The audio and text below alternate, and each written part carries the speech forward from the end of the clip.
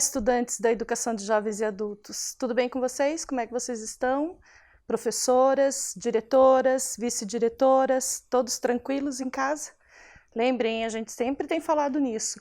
Cuidar da gente mesmo é um jeito de cuidar do outro. E esse é o momento desse autocuidado. Esse é o momento de cuidar também do outro para a gente sair de uma vez dessa situação e voltar o quanto antes para o convívio na escola, com nossos colegas, com nossas professoras e a vida voltar à normalidade, certo? E claro que eu não podia deixar de passar a lembrança de quem tem assistido às nossas aulas. Vamos dar uma olhada? Olha de quem que eu recebi imagem. Eu recebi imagem lá da Escola Municipal Guilherme Butler, da estudante Rita, e estudante lá da professora Regiane. Olha que atenção, olha que dedicação, se preparando para mais um momento de aprendizagem. Tem mais gente, hein? Tem também a Maria. A Maria não quis sair na foto, mas mandou o cartaz que ela elaborou. E sabe o que foi mais legal? Ela teve a ajuda da netinha. O trabalho dela foi feito com a netinha. Assim, ela pesquisou, ela recolheu imagens e ela elaborou o cartaz bem do jeito que a gente falou, olha, com linguagem verbal, linguagem não verbal. Muito legal a proposta, hein, Maria? Quem mais?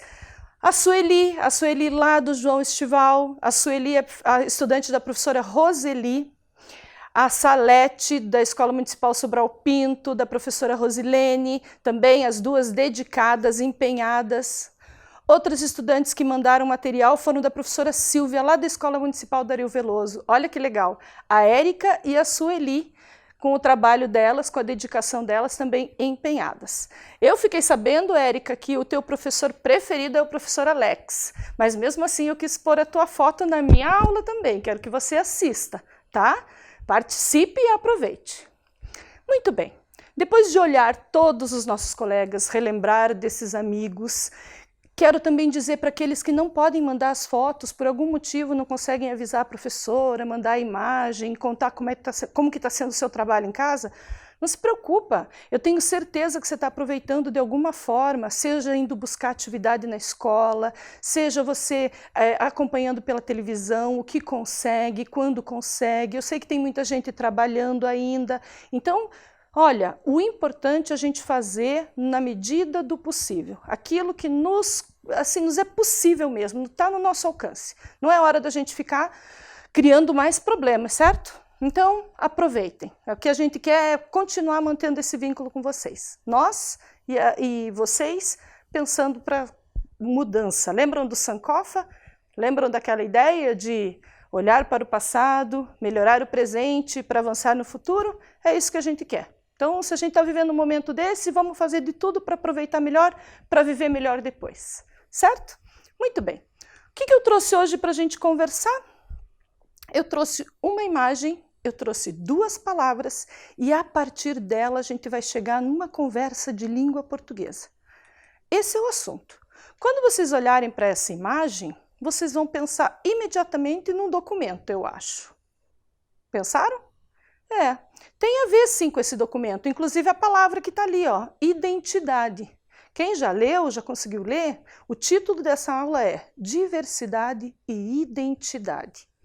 Mas por que será que eu escolhi colocar uma marca de digital? Que relação tem essa marca de digital com a aula de língua portuguesa ou com essa temática, diversidade e identidade? Então é isso que eu quero que a gente pense hoje. Tem muita coisa a ver. Vamos continuar? Muito bem. Primeiro vamos entender. Quem já conhecia a palavra diversidade já sabe. A gente usa essa palavra quando a gente está querendo dizer de algo que é diferente, de algo que é variado, de algo que é diverso. Diversidade é aquilo que engloba várias coisas de diferentes características. E isso é o que dá beleza para o mundo, vamos imaginar, certo? Vamos pensar assim, diversidade de flores, diversidade de cores, diversidade de música, não é? Isso que dá a beleza, a diversidade, perceber que cada coisa ou cada elemento tem características que são próprias e que compõem um leque, compõem um conjunto de diversidade. Muito bem. A outra palavra é identidade. ela não significa o contrário, ela tem só um significado diferente.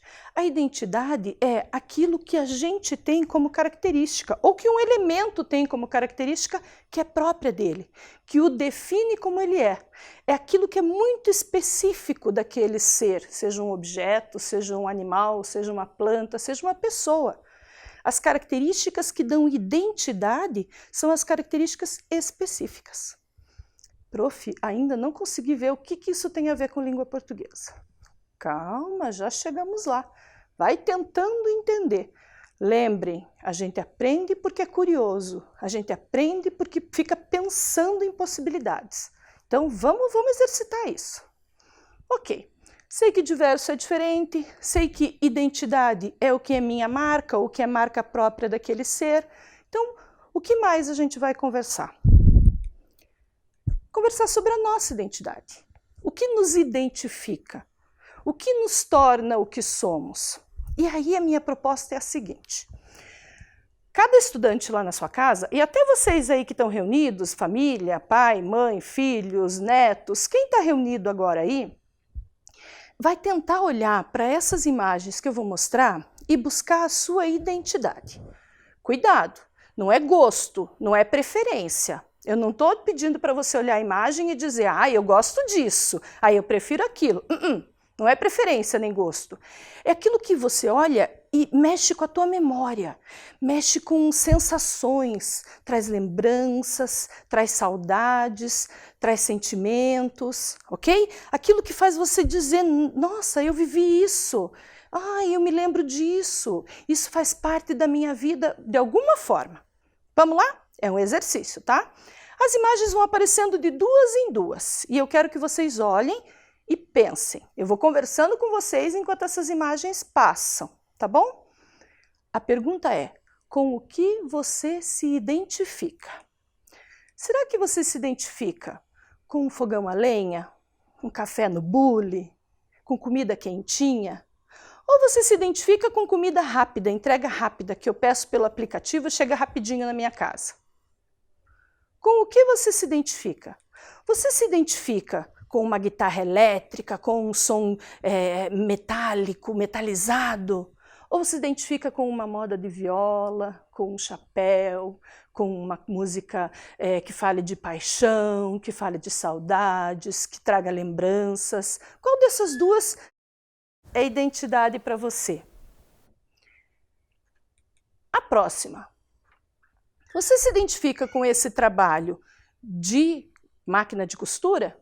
Ou você se identifica com fazer compras? Para você, é mais próximo produzir as suas roupas ou produzir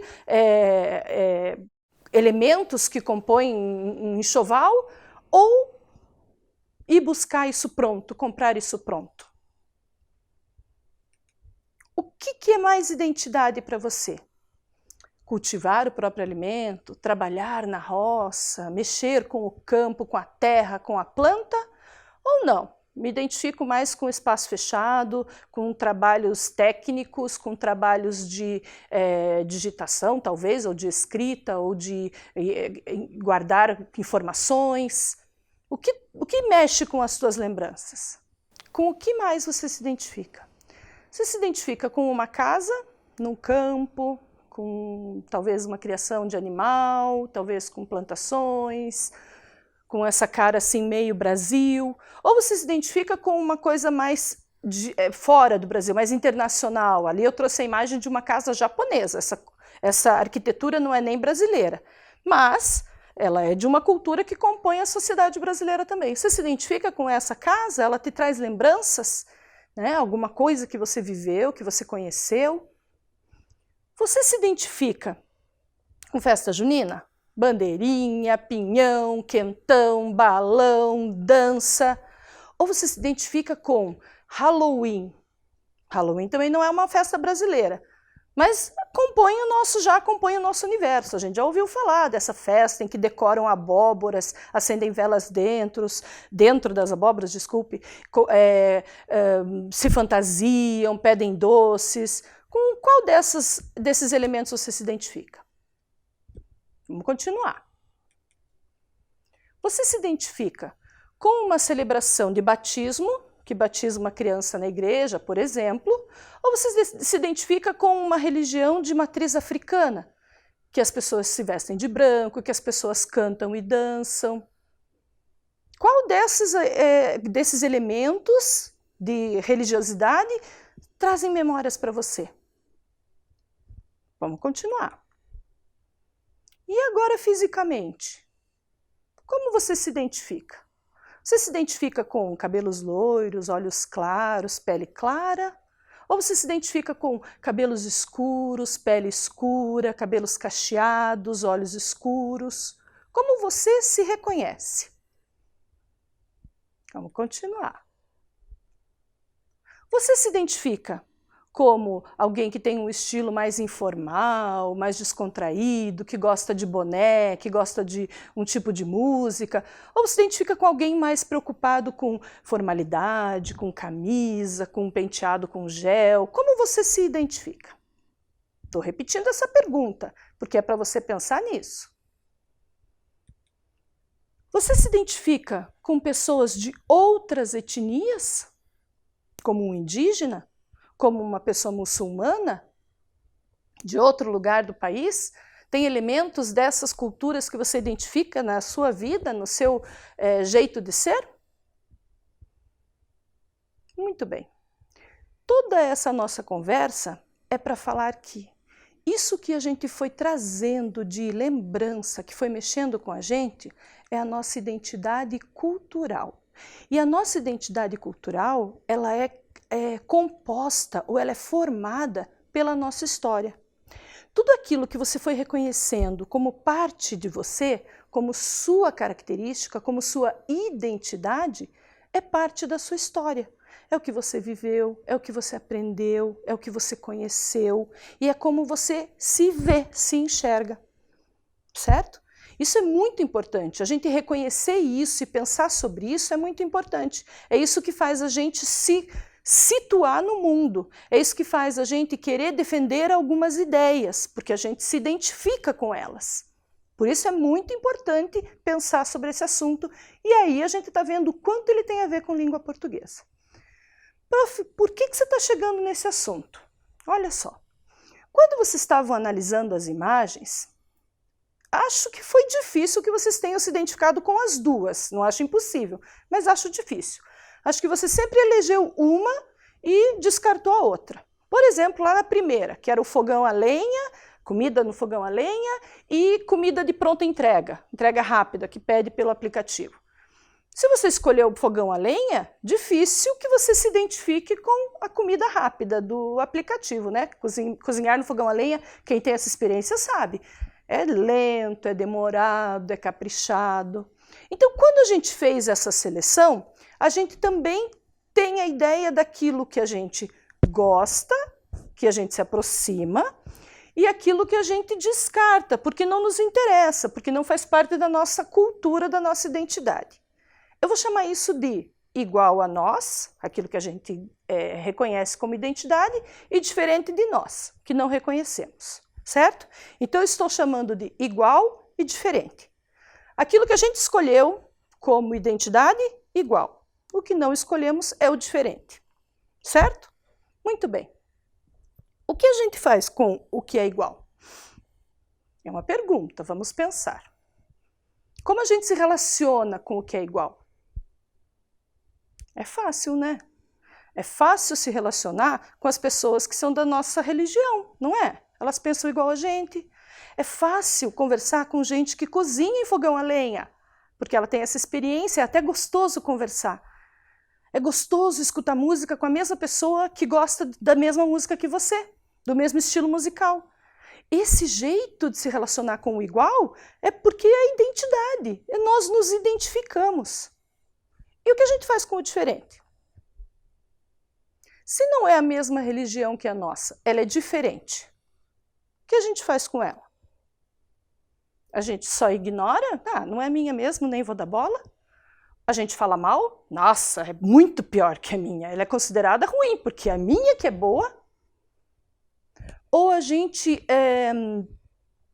respeita, ou a gente considera como Não, só é diferente. É uma crença diferente. Como a gente lida com o diferente? Como a gente lida com a opinião, por exemplo, de quem prefere trabalhar no campo, porque sempre trabalhou, e a gente que não, acha isso absurdo, eu prefiro trabalhar no escritório, parece que eu vou ganhar mais salário, parece que eu vou trabalhar menos. Como que a gente lida com isso que é igual e com o que é diferente? Coisa para a gente pensar. Mas eu vou falar como que a sociedade lida. Se a gente pensar hoje no mundo inteiro, aquilo que é considerado igual é o que a gente aceita. Aquilo que é considerado diferente é o que a gente rejeita. A gente rejeita e a gente cria muros, distâncias, para aquilo que a gente não entende como nosso. A gente não reconhece como identidade. A gente não se identifica. Isso é muito sério. Isso é muito sério. Por que é muito sério? Porque esse tipo de situação, esse tipo de distanciamento, ele vai criar um outro problema. Agora vamos pensar, por que será que a gente rejeita o diferente? Será que é só porque a gente não se identifica? O que faz a gente rejeitar o diferente? Eu vou dar 3 opções para vocês. Quero que vocês pensem. Será que eu não aceito? Vamos escolher uma delas. Vamos escolher a religiosidade, que era um exemplo que eu já tinha dado. Será que a gente não aceita uma religião diferente da nossa por medo? A gente não aceita a religião diferente da nossa porque a gente desconhece ela, não tem conhecimento sobre ela?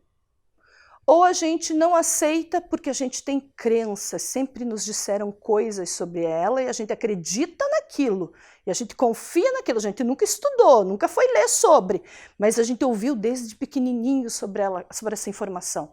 E aí a gente acredita nela e aí prefere não pensar sobre ela, rejeita. Qual desses 3 você acha que é? Pensaram, discutiram, conversaram aí em casa, escutaram as opiniões? Resposta é fácil. É por medo, é por desconhecimento e é por crenças.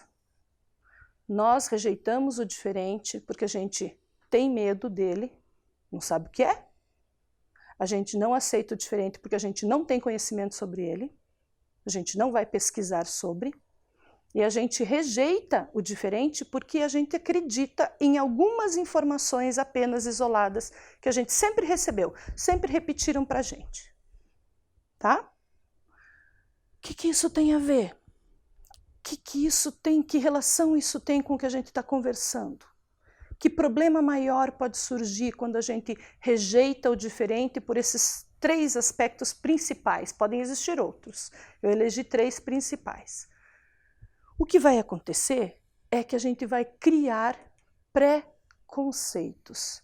O preconceito é um julgamento, é aquilo que a gente faz antes do momento, antes de conhecer detalhes sobre ele, né? Então o nosso preconceito, ele acontece tanto religioso, tanto por gênero, tanto por língua, e era aí que eu ia chegar, já vou explicar por quê, por fatores econômicos, questões sociais, quanto por questões étnicas, questões de cor da pele, questões de crenças.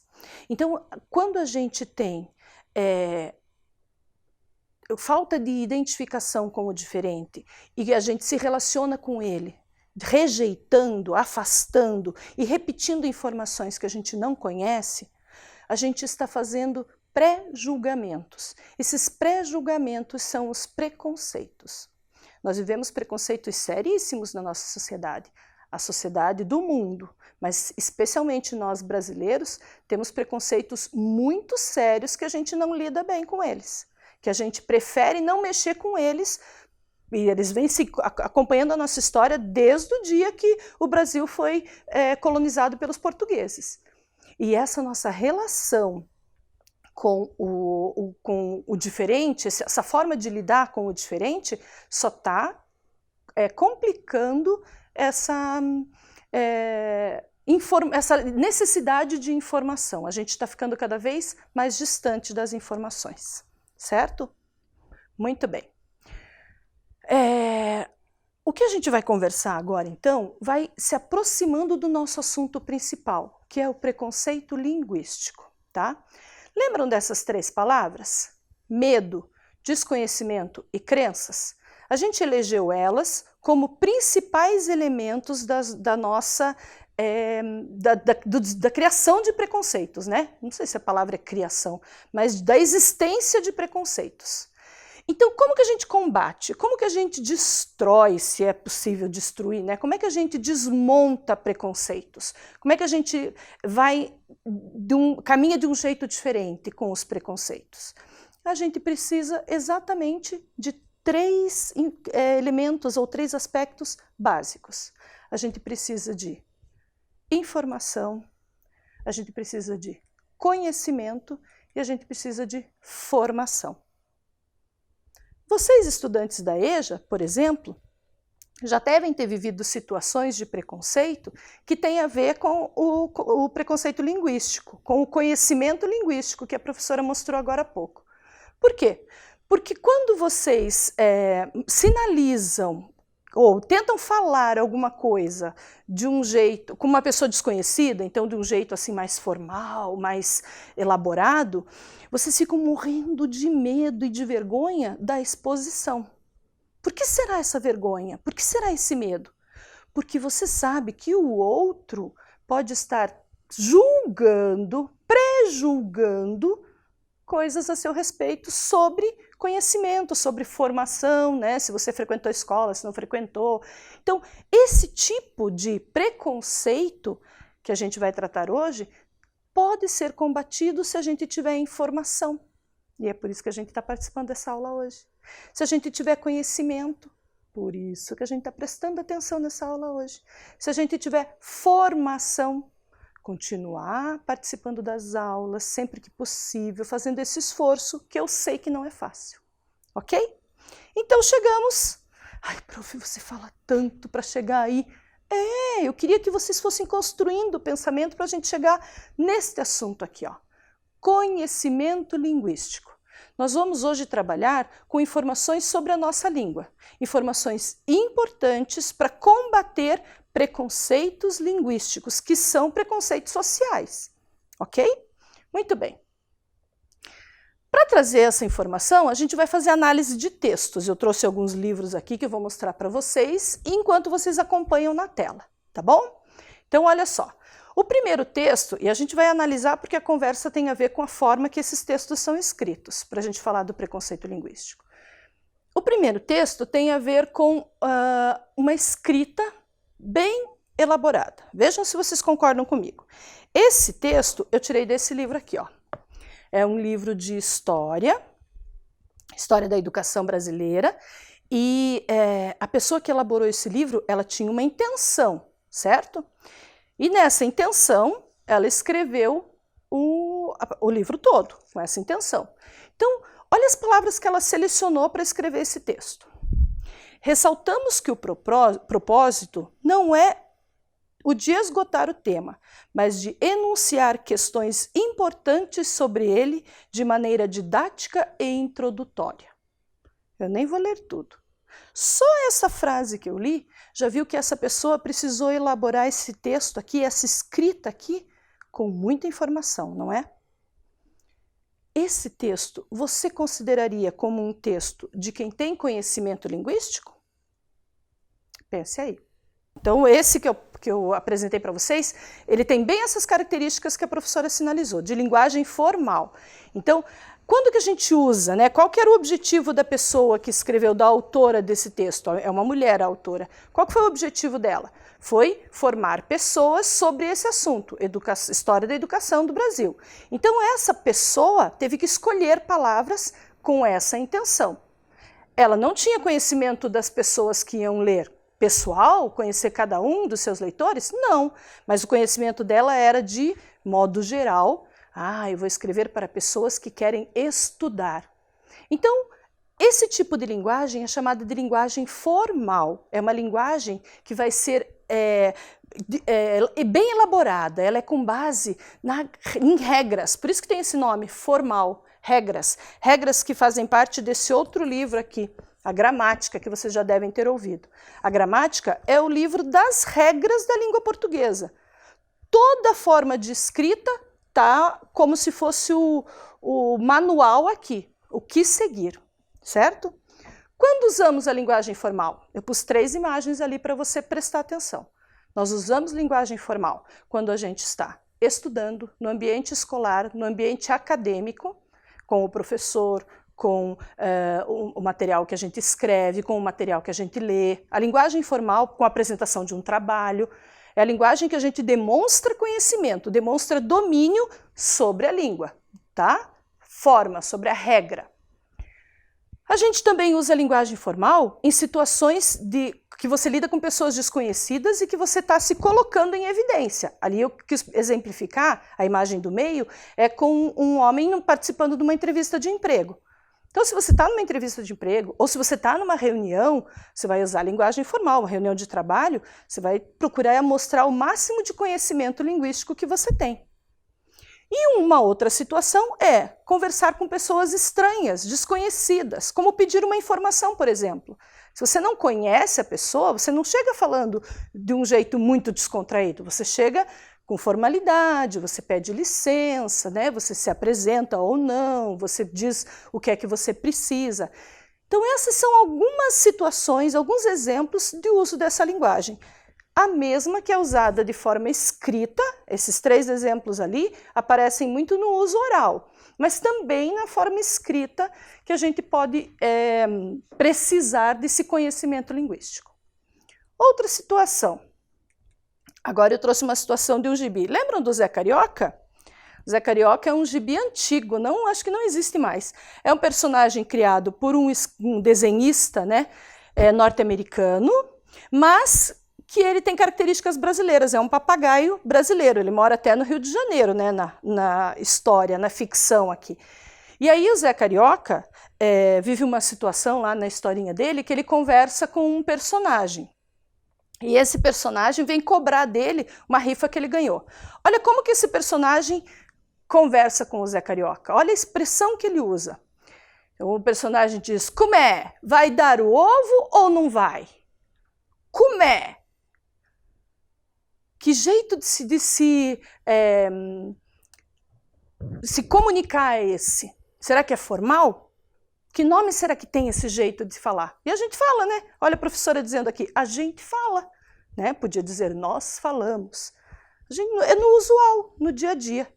Outro exemplo, esse vocês devem ter ouvido bastante. Esse aqui é bem exagerado.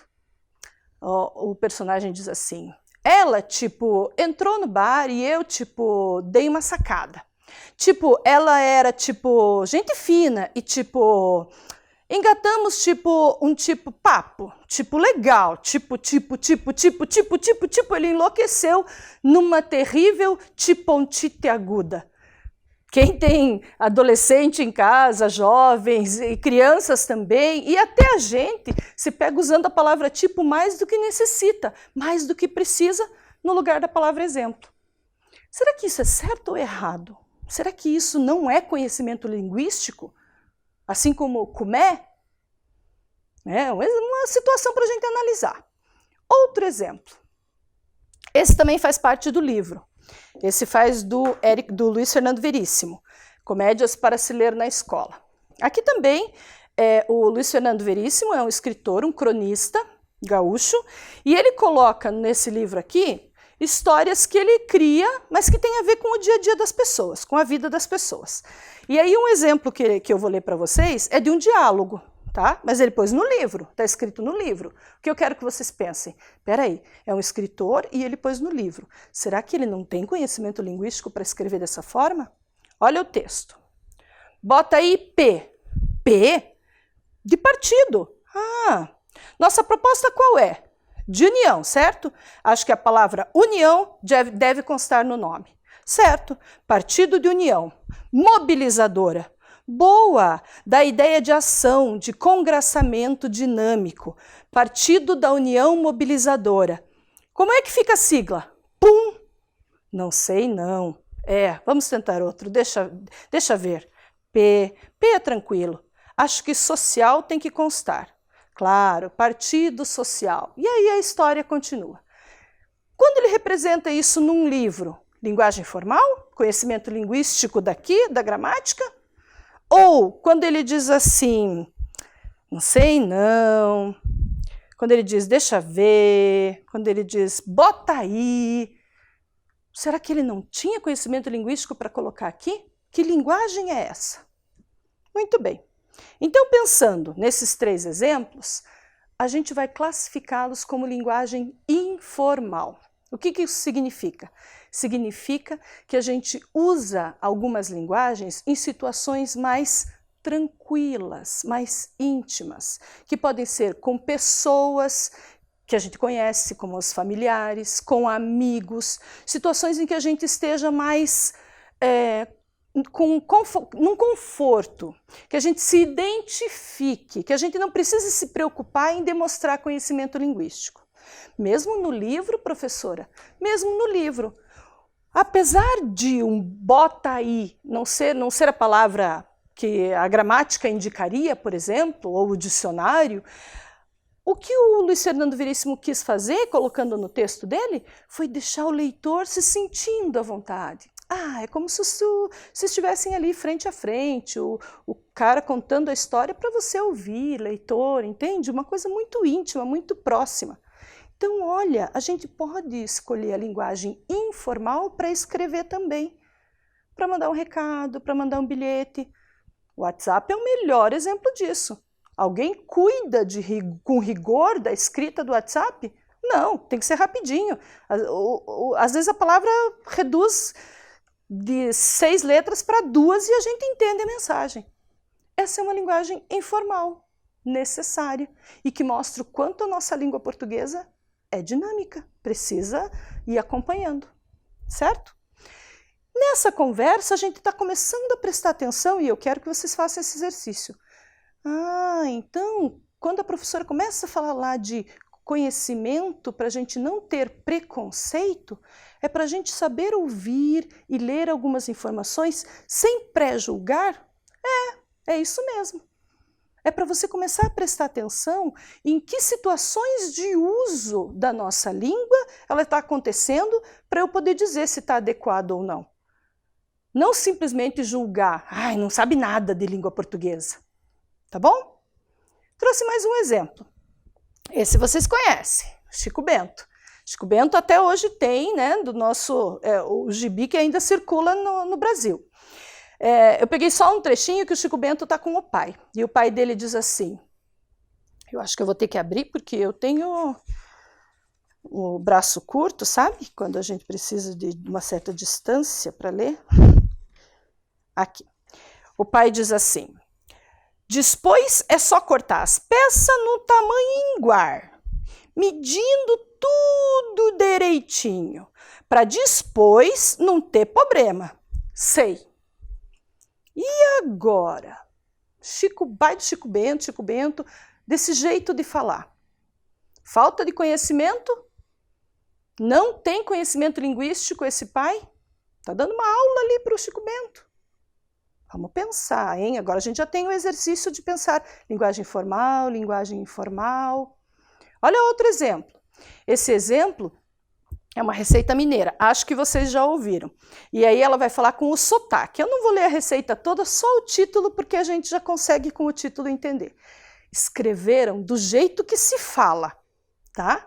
Como se fosse com o sotaque mineiro, de Minas Gerais. Quem é mineiro aí, estudante que veio de Minas Gerais ou que tem familiares em Minas Gerais, vai reconhecer. Receita caseira mineira de moi de repoi no aioi. Olha que divertido. Moi de repoi no aioi. Ingrediente.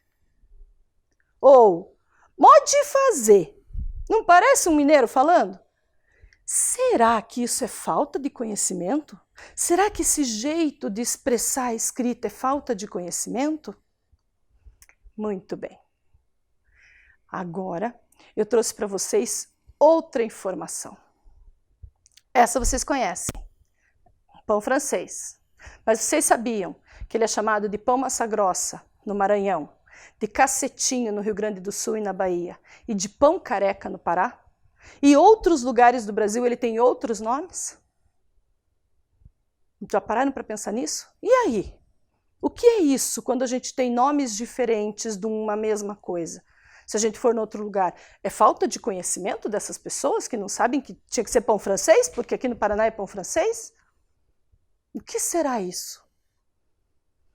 Todos esses exemplos, do Chico Bento, da receita mineira, desse pão, do pão, né, de pão francês com diferentes nomes, já deve ter ouvido falar que vina só se fala em Curitiba, né? Em outros lugares é salsicha.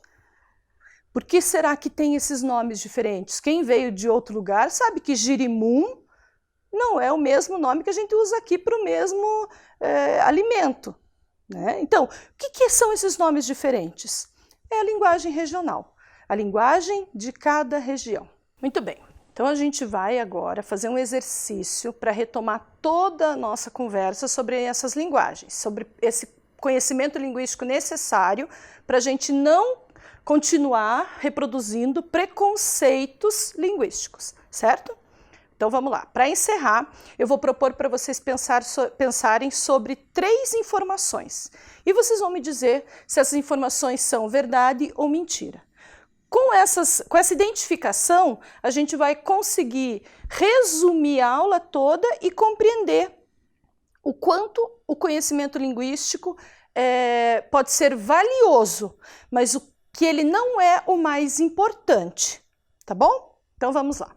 Primeira informação, é verdade ou mentira que brasileiro não sabe português? Só em Portugal se fala bem o português.